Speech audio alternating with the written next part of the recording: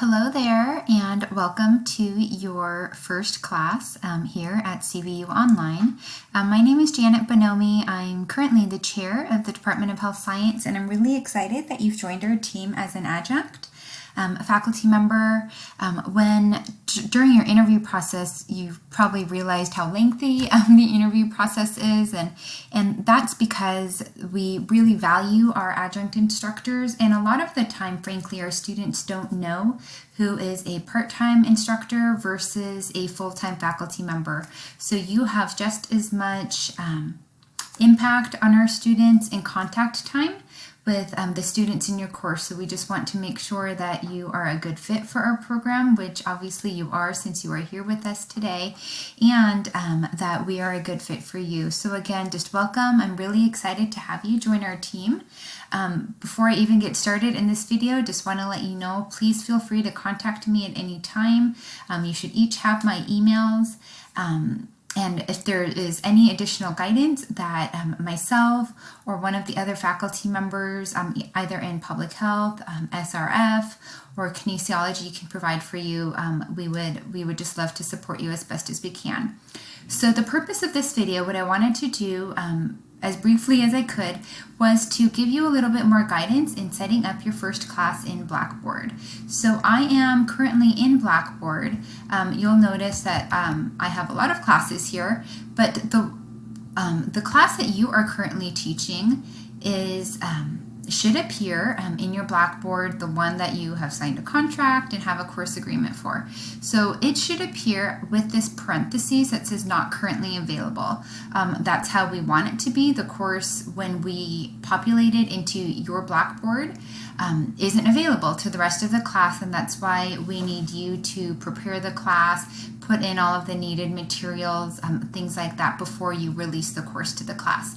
So I'm going to go through, since I'm actually preparing my class for this next session, I thought this would be a great time to kind of take you through how to properly do that. So let's click into our course here. You'll notice that all of our classes have a really great shell already. So you have all of the assignments. All of the assignments have already been determined for you. All of the point totals, the textbook, the syllabus is ready. I've actually adjuncted at other schools where they say, hey, here's your class and good luck. So we actually provide a lot of good, just good guidance. You have an incredible blueprint to work from. The very first thing that we ask you to do is that, well, let me back up. So courses are released to you, the instructor, to all of our instructors 2 weeks prior to the course start date. If you have been with us in the past, we used to release our classes about a session, so about 8 weeks or so earlier, but ran into some problems with that. So for example, if a course section needs to be collapsed because there aren't enough students in it, things like that, we don't want you to have been working in the class for several weeks and have to pull that course from you. And there's some other administrative reasonings as well, but the course is now released to you 2 weeks prior to the start date. So that's not that much time for you to get your materials ready, but also we want you to be communicating with your students meanwhile.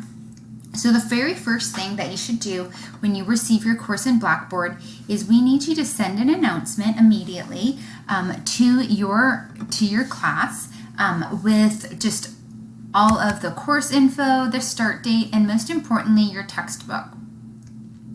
I've already done this, and you will receive a wonderful template. You can use just the exact verbiage that Dr. Lisa Shepard sends you in her email when she lets you know that your course is released.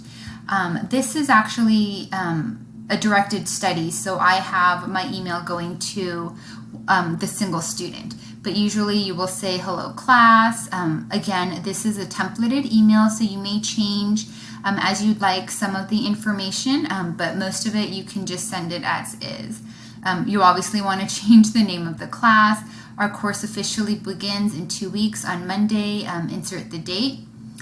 Here is what's one of the most important items is the textbook information. You can access that in the syllabus, and I'll show you how to do that in just a minute. So we want to make sure our students are purchasing the textbook for the first day of class for week 1. All students actually also complete a student responsibility agreement, which is what we call the SRA. This is something new that started maybe, just a couple of semesters ago in the beginning of this summer this year. And the point of the purpose of the SRA is to ensure that all students are accessing their class in day 1 of week 1. So we have students who, let's say, don't even come into Blackboard. They're not accessing the class. They're not completing the assignments till week 2, for example. Well, we really need to capture who those students are so that we can work with their advisors, contact the student to say, hey, by the way, your class started. So that's the purpose of the SRA. We have had just really no problems with the students completing this. Students cannot access any of the information in Blackboard unless they complete the SRA quiz. It's 10 questions, basically things like, did you read the syllabus? Are you aware there's a critical assignment due in the class? Once they answer yes to all of those 10 questions, all of their weekly learning activities are released to them. Anyhow, so back to the announcement, you can assign your name to it as well. So what I actually didn't show you is how to do that. So if you click this Create Announcement link, you can include whatever subject that you want. Welcome to the class. Again, copy paste all of that verbiage from Dr. Shepard's email. What's going to be important is that you want to click this send a copy of this announcement immediately link, and that's going to send a copy of your announcement to the class, and that's what we want to do. So that would be the first thing. The second thing that you want to get ready in your class is the syllabus. And like I mentioned, the shell of the syllabus is here. You'll notice that there's a couple of red areas, and this is what you want to fill in. So you want to, if you click this chevron here, you can actually edit the syllabus. You want to go in and change all of this information here. And then once you do that, so you're going to put in your name, your office location. You're welcome to put CBU Online with our address as well. Your phone number. You can actually just leave your phone number blank. You don't need to give out your cell phone number. Obviously, use your Lancer Mail email. We ask that you only use your Lancer Mail email, and then that you are actually only using a student's Lancer Mail email to contact them as well. That's for privacy reasons, to ensure that it's really the student. So even if a student emails you from their Gmail, from their Yahoo account, I always respond back to them using their Lancer Mail. So once you change all of your information, what you want to do is you want to make the text black. So if you go to this T, that's for the text color. So you'll make it black, and you can see that that's now black. Here's where you would find your textbook information that you needed to send that announcement, and then you probably need to order yourself a copy of the textbook as well. Hopefully you've already done that. If you scroll down, and you obviously want to review the syllabus in detail for your own class, but you can do that at another time. And also the next is this red information. So what we ask is that you have some sort of a late policy, and that it is clearly defined. What we do ask is that you provide some grace for our students, keeping in mind that the majority of our students are the adult learner who are working full-time, who have family and other challenges. So we want you to keep that in mind as well, but obviously not allowing the student to take advantage of your grace. So just make sure that your late work policy is clearly defined. Maybe you take off 10% for each day the assignment is late. You get a 0 after 5 days, something like that. So make sure again that you clearly define your late policy. Make that text black as well. And then the final place to revise in your syllabus is this suggested resources for further study. If there's additional resources that aren't in addition to the required textbook that you find would be helpful, you can list those here. If it's certain websites, a supplemental reference that you think is helpful in teaching your course, I often include the APA manual for our students. So when your syllabus is completed, you're going to click the Submit button. And it should save all of that material so everything is perfect for you. So next, what we need to do is revise our learning activities. Now this is where all of our students' information lives. All of this information that you're seeing now will be in that Blackboard shell for you.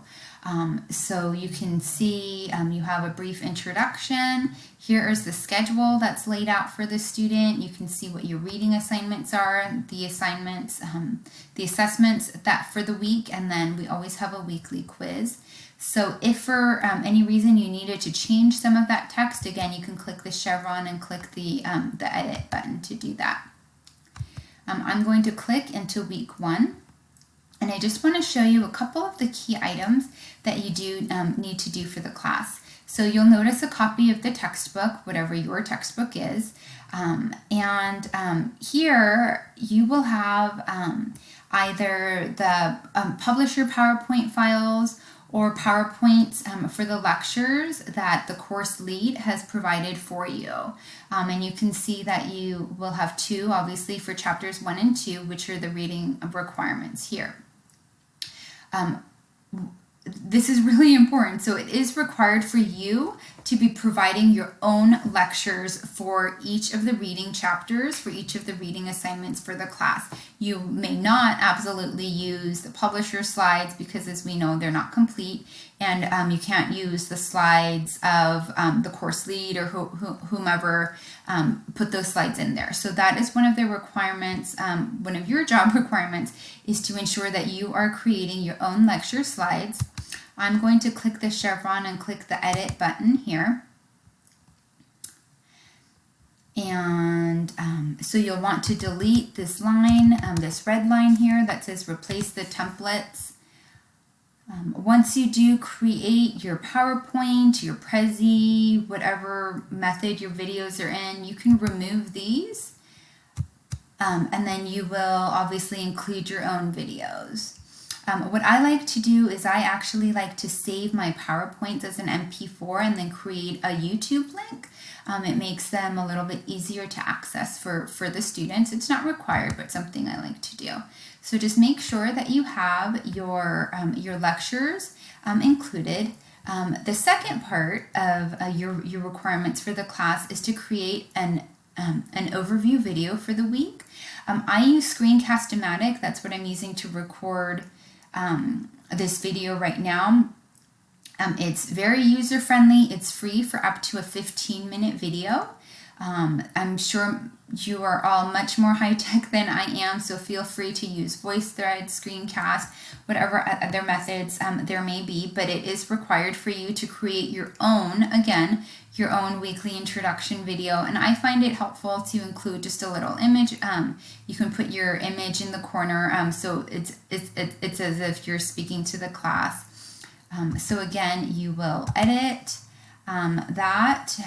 you will remove this, so you'll remove my video or whomever's video already exists. You'll remove this red line, and you can, I usually just write something like this: please view the video above for an overview of the week's assignments. And then you will save that. So again, those are the 2 very important things. You want to record your own lectures, make sure those are available. Also include your own weekly overview videos. And then also at the beginning of every week, you want to make sure to include an announcement that says, welcome to the week. These are the assignments for the week. Take a look at your learning activities. Don't forget your critical assignment is due this week, something like that, but also sending an announcement to the class to make sure that you're engaged with them. So I hope this was helpful to everybody. Thank you for joining, and my 15 minutes are up. So